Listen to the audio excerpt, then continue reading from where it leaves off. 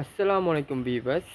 இந்த வீடியோ நாங்கள் பார்க்க போகிறது மீண்டும் பள்ளிக்கூடம் திறக்கிறண்டா சொல்லப்பட்ட மேற்பட்ட விஷயங்களை நீங்கள் செய்ய வேண்டும் என்று பணி உரிமையாளர் அறிவித்துள்ளார். பள்ளிக்கூடம் துவக்கத்துக்கு முன் நீங்கள் மேற்கொள்ள வேண்டிய செய்யப்பட வேண்டிய செயற்பாடுகளை அறிந்து கொள்ளுங்கள் என்று வலியுறுத்தியுள்ளார்.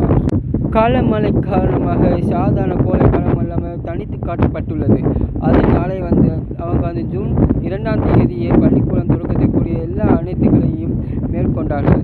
அது மட்டும் இல்லாமல் 12ஆம் வகுப்பு 2ஆம் தேதியே பள்ளிக்கூடத்துக்குரிய எல்லா ஏற்பாடுகளையும் மேற்கொண்டு வருகிறார்கள். இப்போ பள்ளிக்கூடத்தில் மேற்கொள்ளப்பட்டு வேண்டிய செயல்பாடுகள் குறித்து அறிவிக்கப்பட்டுள்ளதா? அதன்படி பள்ளிக்கூட அனைத்தையும் வகுப்பறையின் தலைமையாக ஆசிரியர்களுக்கும் ஆய்வு காரியங்களுக்கு உள்பட்ட பிறகு அலை மற்றொரு வலயங்களுக்கு நகர்ந்த துணையாக்கப்பட்டு இருக்க வேண்டும்.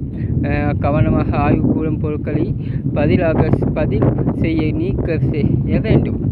அது அனைத்துமே வகுப்பறைக்கு பொறுப்பு கூறப்பட்ட ஆசிரியர்களை செய்ய வேண்டும். 20ஆம் தேதியின் மேற்கொண்டவள மற்ற மாணவர்கள் ஜூன் வரையே அவங்க விடுமுறைகளை கழித்து கொண்டிருந்தார்களாம்.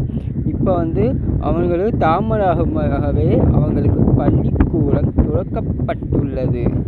அதிக முகபஜாத் கூட்டத்தில் மகிழ்ச்சி அமைந்துள்ள விஜய்க்கு ஏன் எச்சரிக்கை? எதுவும் பழைய விஜயை ஒவ்வொரு நாள் அழிவிக்க போராடி எடுக்கக்கூடாது என்று தமிழக பள்ளிகள் ஜூன் 2ஆம் தேதி உறுதியாக கோடை விடுமுறை நீக்கப்படுகிறது என்றும் ஒரு கோரிக்கையும் பாகிஸ்தான் உள்ள அமைச்சர்கள் இந்தியாவில் உள்ள துணை அமைச்சர்களை ஏன் சந்திக்கிறார் என்று ஒரு கேள்விகளும் இங்கே கேள்வி உள்ளது. அவர் எதுக்காக மற்றவர்கிட்ட பற்றி பிரச்சனை பண்ணி நாம் ஆட்சிகளை செய்ய வேண்டும் தம்பி, விட்டு நான் கேட்பதா என்று அவர்கள் கேட்டுக்கொண்டிருக்கிறார். அவர் விமானத்தை கூட போக மாட்டானா, நடந்து செல்லுவேன் என்றும் அவர் கோரிக்கைகளை விட்டு கொண்டிருக்கிறார். 100 நாள் வேலை திட்டங்களை நீதியாகவும் வைத்து 3 லட்சம் ரூபா கிட்ட இந்த பட்டி 3 கோடி கிட்ட இந்த காசுகளை கொடுப்பேன் என்றும் அவர்கள் சொல்லிக்கின்றனர். மக்கள் மேல் கவனம் செலுத்தி ஸ்பென்னியா குடும்பத்தை மேலும் கவனம் செலுத்தியுள்ளார். தமிழ்நாட்டுக்கு முழுமையாக கிடைக்க வேண்டிய உரிமைகள் கிடைக்கலனால் அதுக்கு பொம்மையை இருக்க காரணம் என்று 3 அமைச்சர்கள் சேர்ந்து சொல்லுகிறார்கள். நீதியை தவறின அமைச்சர்கள் நீதியை தவறவில்லை என்று குற்றச்சாட்டை அவங்க உடைச்சி வீசினார்கள் என்று அவர்கள் எப்போவுமே விபச்சாரத்தில் ஈடுபட்டு கொண்டுதான் அவர்கள் இருக்கிறார்கள் என்றும் கருத்துகள் வெளியாகி உள்ளது.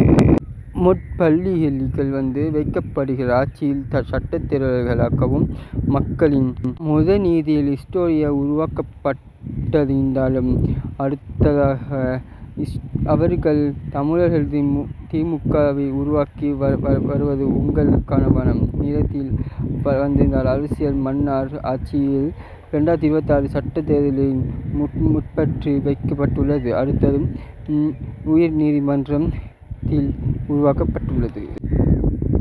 நிறைவேற்றப்பட்ட உரைகள் கோப்பாலையை நீக்கப்பட்டுள்ள திமுகவை இப்போதைக்கு தேவையில்லை என்று நீக்கின்றாலும் திரும்பி எம்ஜிஆர் அந்த திமுக கட்டாயம் முக்கியம் என்று ஜாதி மனம் பார்க்காம அவர் இதற்குள்ள ஏற்பாடுகளையும் பண்ணியிருக்கின்றார்.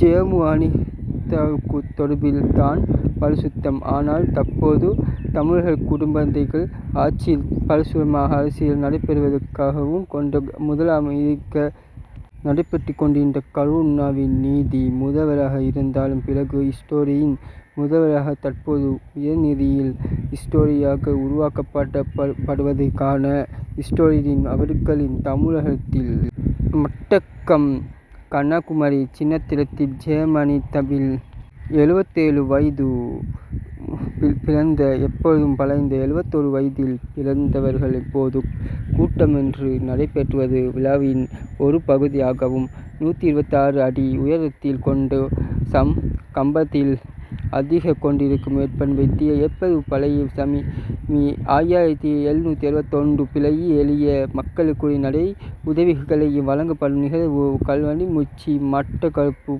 செயற்குமாரன் குழு ஏற்படும் செயல்பாடுகள் 3 கருமங்களை மற்றொரு அனுமத்திலும் சனுதலில் ஏற்படும் பனைமரத்தில் முதன்முறையாக விளக்கம் பழச்சாமி. நாளைக்கும் இதேபோல் உங்களை வீடியோவில் சந்திக்கும் வரை நான் உங்களை ஃபர்ஸ்ட் லவ்.